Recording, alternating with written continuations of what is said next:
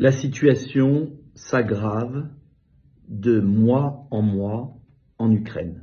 Je suis devant le portrait du général de Gaulle qui avait voulu rétablir l'indépendance de la France en 1958, après bien sûr avoir libéré le pays pendant la guerre. Rétablir l'indépendance de la France, cela voulait dire quoi? Cela voulait dire lui redonner la maîtrise de sa défense. Ce fut la sortie du commandement militaire intégré de l'OTAN, ce fut la création de la force de dissuasion, car le général de Gaulle avait compris que face au pacte de Varsovie de l'époque, on ne pouvait pas aligner les chars et les avions nécessaires, et que la dissuasion nucléaire, du principe du faible au fort, permettait justement de dissuader, c'est-à-dire que la menace d'une bombe sur Moscou protégeait la France d'une quelconque invasion. Et puis, ce fut aussi une politique étrangère libre, où le général de Gaulle était capable de dire que le Vietnam allait être le tombeau des États-Unis, comme Jacques Chirac avait eu le courage, avec Dominique Villepin, de dire que les États-Unis mentaient sur les fameuses armes de destruction massive de Saddam Hussein qui n'ont jamais existé. Et en laissant les États-Unis aller là-bas, et heureusement la France n'y a pas été en Irak, eh bien on a eu un drame dans cette région du monde qui a abouti ensuite à l'État islamique. Bref, tout ça pour dire qu'une politique étrangère indépendante, cela repose sur des forces économiques, sur un budget militaire, sur une dissuasion nucléaire et sur une parole libre. La parole libre n'est que la conséquence de nos forces. Eh bien, avec Emmanuel Macron, tout est l'inverse. Sa parole n'est plus libre, il est obligé d'aller en Chine avec Madame von der Leyen, qui le surveille.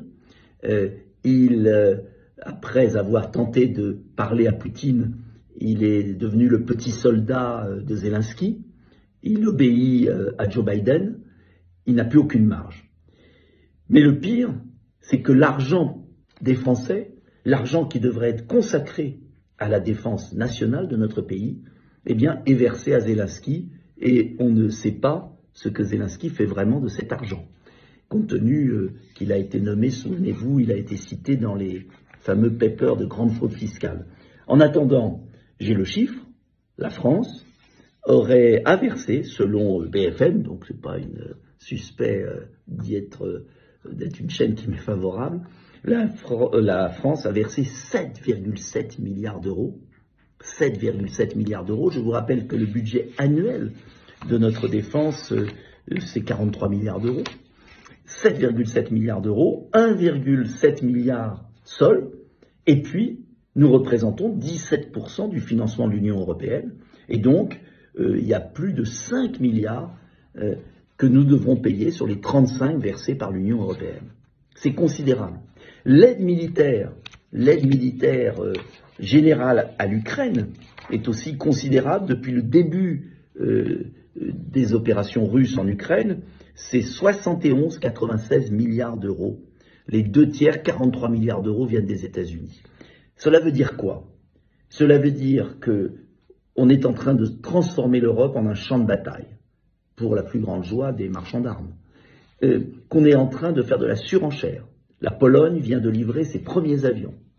Et qu'au lieu de négocier une paix possible sur le Donbass, cette région frontalière, entre la Russie et l'Ukraine, ce Donbass qui est en population russe, qui était ukrainien bien sûr, et qui doit trouver son statut mixte, comme le proposaient les accords de Minsk, l'autonomie constitutionnelle du Donbass, eh bien au lieu de désamorcer en recherchant une issue positive qui permette entre nous de sauver la face de Poutine qui est en difficulté, mais qui permet aussi de sauver la vie des Ukrainiens qui souffrent et de réconcilier l'Europe. Eh bien, au lieu de faire cela, nous sommes en train de déverser des milliards d'armements à l'Ukraine en pure perte pour créer un conflit qui déclasse l'Europe. C'est un suicide géopolitique majeur. Il ne s'agit pas de céder à la Russie, mais il s'agit de ne pas céder non plus à la surenchère de Zelensky. Il s'agit d'avoir pour la France une position médiatrice. Et je mets en garde, en continuant cette surenchère de l'OTAN, on est en train de pousser la Russie dans les bras de la Chine. C'est une folie historique et on est en train d'isoler l'Europe et de la déclasser pour 50 ans. Alors, puissions-nous entendre la voix de la raison en Ukraine, et pour cela, il faudrait tout simplement que la France retrouve une vraie politique gaullienne, c'est-à-dire l'indépendance de nos décisions. Espérons.